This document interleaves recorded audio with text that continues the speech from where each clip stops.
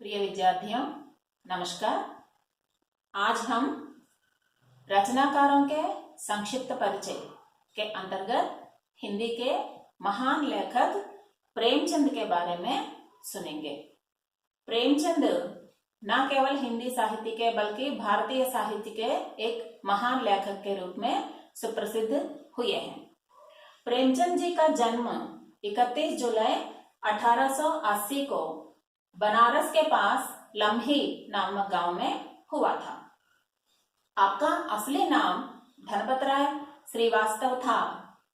आप प्रेमचंद के नाम से हिंदी साहित्य में सुप्रसिद्ध हुए हैं। माने प्रेमचंद जो है आपका साहित्यिक नाम है। आपकी उपाधि है उपन्यास सम्राट। प्रेमचंद जी की माता आनंदी देवी हैं और पिता अजायब राय हैं। प्रेमचंद जी का जीवन बहुत संघर्षमय रहा।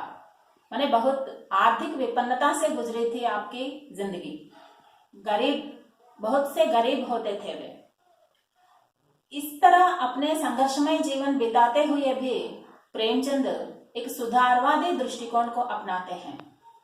इस सुधारवादी दृष्टिकोण के अंतर्गत माने इस सुधारवादी दृष्टिकोण को वे न केवल अपने साहित्य में बल्कि अपने जिंदगी में भी इसका पालन किया।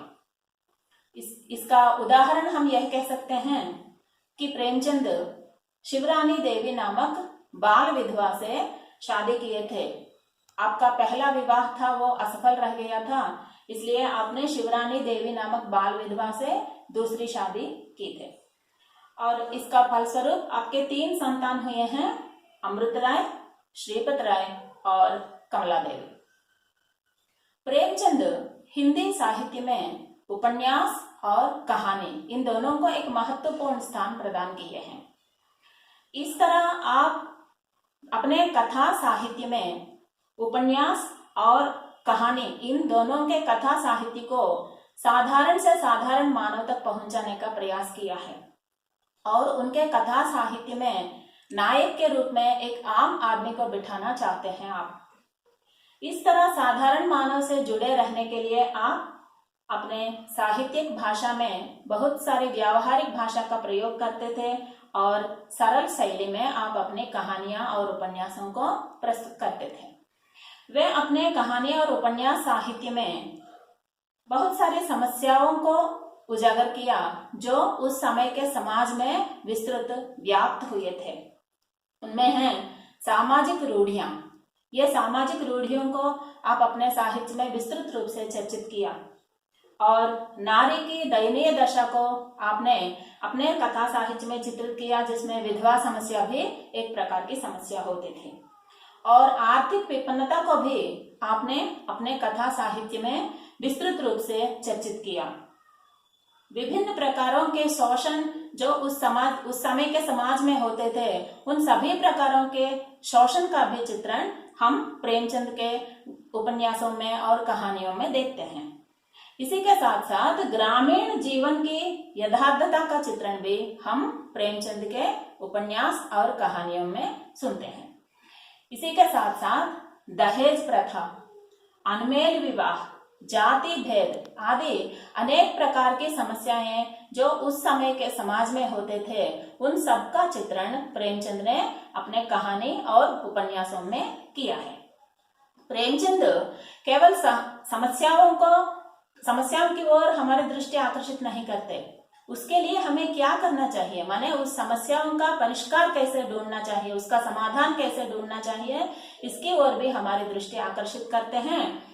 इसके लिए वे प्रमुख रूप से सूचित करते हैं कि नारी की जागरण समाज में बहुत आवश्यक है। नारी के जागरण के साथ साथ हिंदू मुस्लिम एकता को भी आप एक समस्या के समाधान के रूप में दिखाते हैं और अंधविश्वासों का निराकरण करने का भी आपने अपने साहित्य के माध्यम से प्रयास किया है।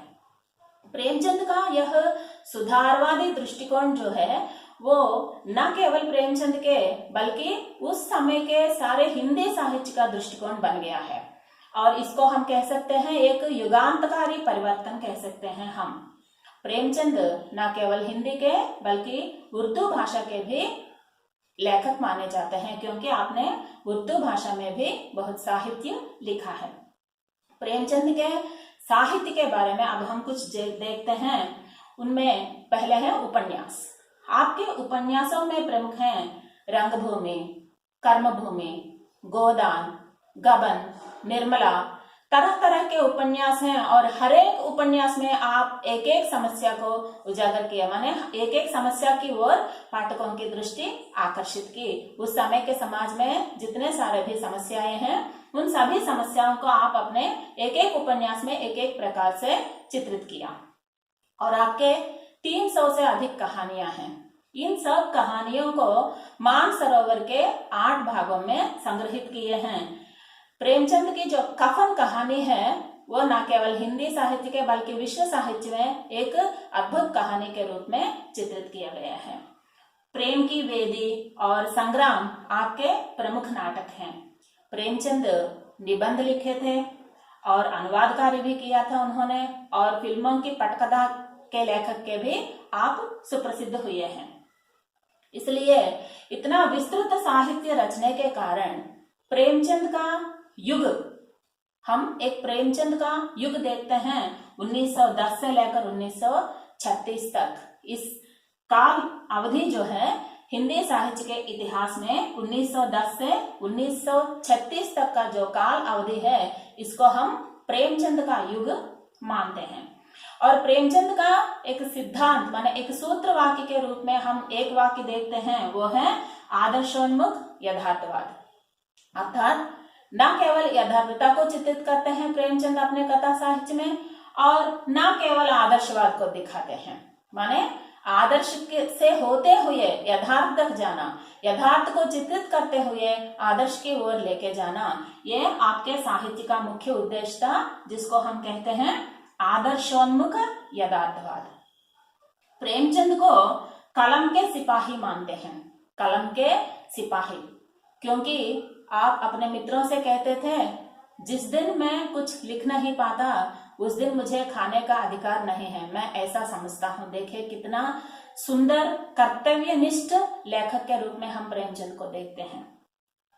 इस प्रकार प्रेमचंद की इस महानता को दृष्टि में रखते हुए आपके जन्मशती के अवसर पर, माने 1980 में आपके जन्मशती के अवसर पर भारतीय डाक तार विभाग ने आपके नाम पर एक डाक टिकट भी जारी किया है।